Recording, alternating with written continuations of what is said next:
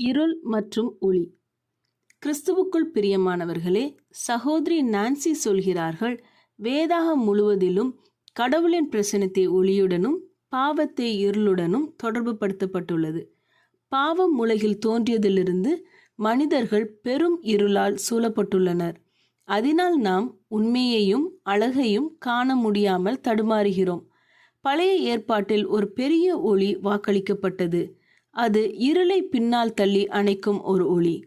Christmas என்பது கடவுளின் ஒளியை வெளிப்படுத்த இயேசு வந்ததை நாம் நினைவு கூறுகிறோம்.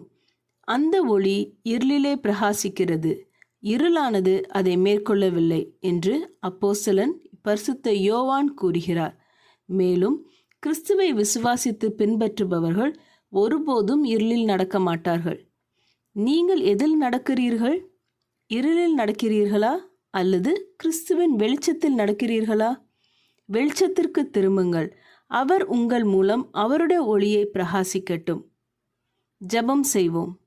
எங்கள் அன்பின் பரமபிதாவே, நாங்கள் இருளில் நடக்காமல் ஒளியின் பிள்ளைகளாய் நடக்க, மலையின் மேல் வைக்கப்பட்ட விளக்காய் அநேகரை உம்முடைய ஒளியில் வழிநடத்த, அநேகருக்கு உம்முடைய ஒளியை கொடுப்பவர்களாய் இருக்க எங்களை பலப்படுத்தி வழிநடத்துங்க.